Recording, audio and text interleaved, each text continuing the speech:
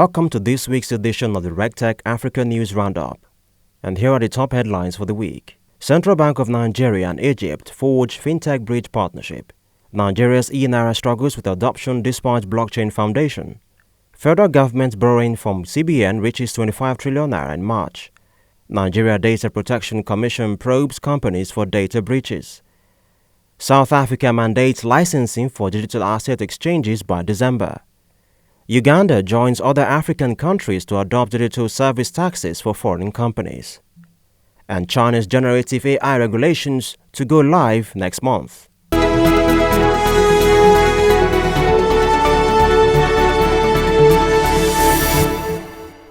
The Central Bank of Nigeria (CBN) and the Central Bank of Egypt have joined forces by signing a Memorandum of Understanding (MOU) to establish a Nigeria-Egypt Fintech bridge. The signing ceremony took place during the Seamless North Africa 2023 conference at the Egypt International Exhibition Center in Cairo on Monday, July 17, 2023.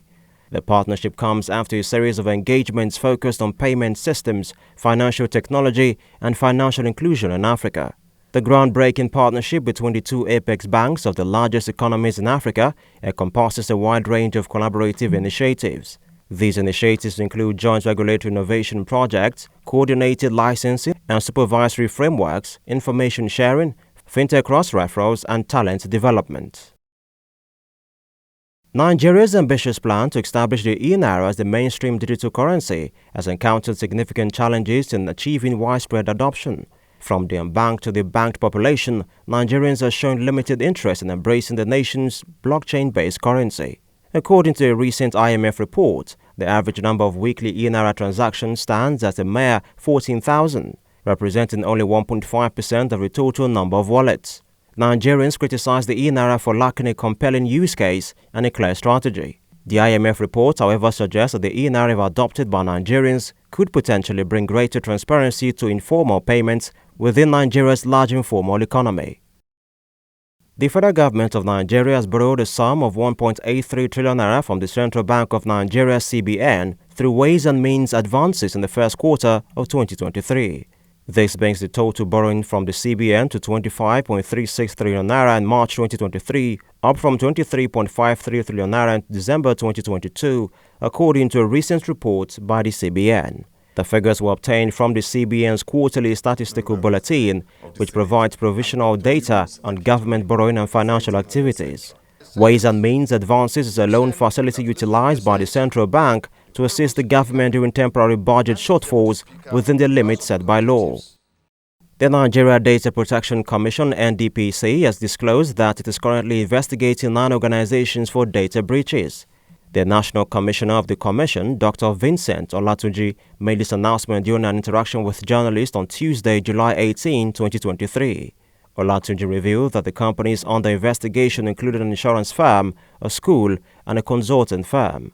He further mentioned that the NDPC is collaborating with the Central Bank of Nigeria (CBN) regarding the social media Know Your Customer (KYC) requirement, noting that the new Nigeria Data Protection Act 2023 is well equipped to handle the responsibility of securing the data of all Nigerians.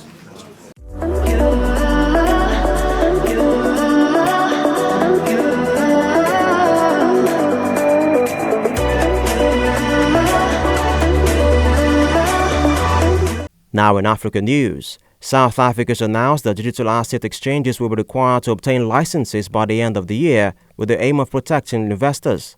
Commissioner for the Financial Services Conduct Authority, FSCA in South Africa, Unathi Kamlana, has set a deadline of November 30 for exchanges to secure the necessary licenses. According to Unathi, the FSCA has received approximately 20 applicants from local and global exchanges, adding that exchanges that fail to obtain the required license by the deadline will face fines or potential closure. He said the FSCA's objective is to safeguard investors as South Africa has been a breeding ground for significant digital asset scams that have targeted investors from the United States, Europe, and Asia. Uganda has passed a new law that imposes a 5% income tax on non-resident companies providing digital services. The move follows similar actions taken by Kenya and Nigeria. The law will affect major technology corporations such as Meta, formerly Facebook, and Netflix. The Tax Income Amendment Bill was presented by Uganda's Minister for Finance in late March 2023 and was signed into law by the President. The scope of the legislation includes various digital services such as online advertising, data services, services facilitated through online markets or intermediation platforms, digital content services, among others.